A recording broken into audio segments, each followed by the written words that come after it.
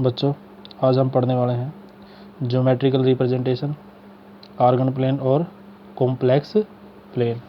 बच्चों हम पिछली कक्षाओं में इस तरह की लाइनों के बारे में हम पढ़ चुके हैं। ये हमारा एक्स एक्सिस होता है, ये नेगेटिव एक्स एक्सिस होता है, ये वाई एक्सिस होता है, ये वाई डैश, और ये ओरिजिन होता है जहाँ ये दोनों एक्सिस म्यूचुअली परपेंडिकुलर एक्सिस होती है। ठीक है, जहाँ ये दोनों एक्सिस म्यूचुअली परपेंडिकुलर होती है उस पॉइंट को हम ओरिजिन कहते हैं। तो हम अर्ली क्लासेस में डिस्कस कर चुके हैं कि जैसे ये हमारा एक कॉम्प्लेक्स नंबर है, अब इसको रिप्रेजेंट कैसे करेंगे? अब पॉइंट फॉर्म में, तो इसको कैसे लेंगे? जैसे हमने पॉइंट ए ले लिया तो सबसे पहले हम इसका रियल पार्ट लिखेंगे, वो हमारा एक्स एक्सिस का पॉइंट होगा। उसके बाद हम इमेजिनरी पार्ट लिखेंगे, यानी कि इसका सेकंड पॉइंट लिखेंगे। ठीक, अब इसको रिप्रेजेंट कैसे करेंगे? मान लो ए डिस्टेंस ये होगी और बी डिस्टेंस मान लो ये पॉइंट ये होगा। ठीक है, ये हमारा ए डिस्टेंस होगी। ठीक है, ये हमारी ए डिस्टेंस होगी और ये बी डिस्टेंस होगी। क्लियर?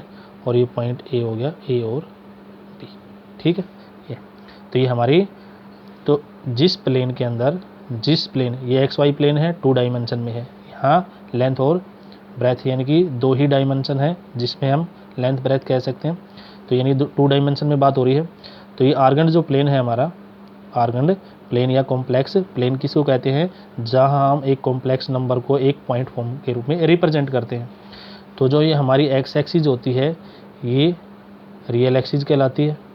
ठीक है, एक्स एक्सिस के ऊपर हम रियल पार्ट को रिप्रेजेंट करेंगे, और जो वाई एक्सिस होती है हमारी, वाई एक्सिस जो होती है ये हमारी इमेजिनरी एक्सिस कहलाती है।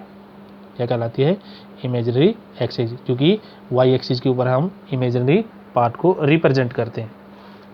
ठीक है, अब अगर इस पॉइंट को हम ओरिजिन से अटैच कर दें तो ओ ए क्या होगी? हमारी ए पॉइंट की ओरिजिन से डिस्टेंस होगी। ठीक है, distance of A from origin. जो ये ओ ए है ये हमारा किसको रिप्रेजेंट करता है? ओ ए जो डिस्टेंस है ये मॉडुलस को रिप्रेजेंट करता है, और इसकी वैल्यू क्या है हमारी?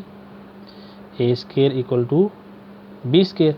हम अगर निकाल के देखेंगे डिस्टेंस फार्मूले से भी, तो ओ के जो पॉइंट होते हैं वो 0 0 होते हैं। ठीक है, ए के पॉइंट क्या है? हमारे ए और बी है।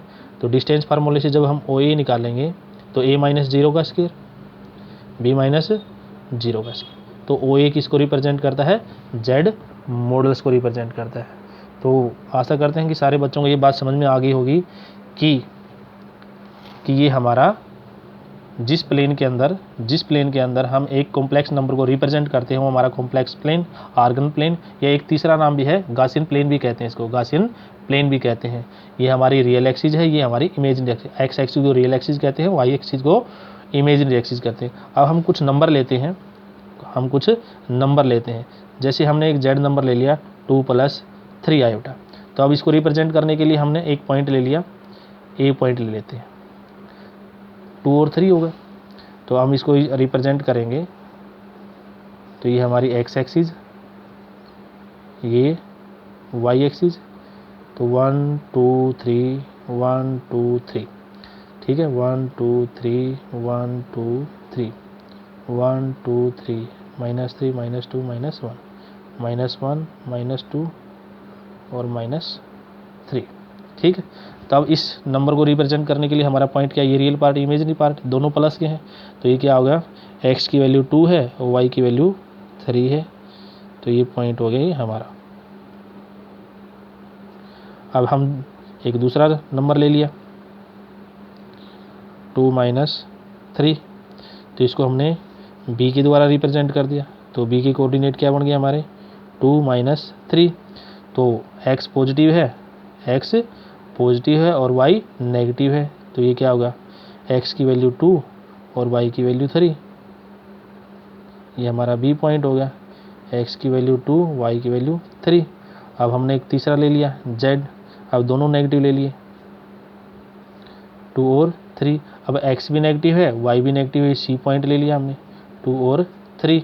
तो यानी x नेगेटिव y भी नेगेटिव, तो किस में होती है, थर्ड क्वाड्रेंट में होते हैं। तो x की वैल्यू 2, ये होगी 2 और इसकी 3, ऐसे ऐसे होगी, यस। तो ये पॉइंट हो गया C, -2 और -3। तो आशा करते हैं सभी बच्चों को पता है। इसमें क्या होता है हमारा, x भी पॉजिटिव होता है, y भी पॉजिटिव होता है। इसमें क्या होता है, x नेगेटिव होता है और y पॉजिटिव होता है। इसमें क्या होता है, दोनों ही नेगेटिव होते हैं और इसमें x पॉजिटिव होता है और y नेगेटिव होता है। तो इस तरह से हम किसी भी कॉम्प्लेक्स नंबर को आर्गन प्लेन या कॉम्प्लेक्स प्लेन के रूप में रिप्रेजेंट कर सकते हैं। Thank you, have a nice day.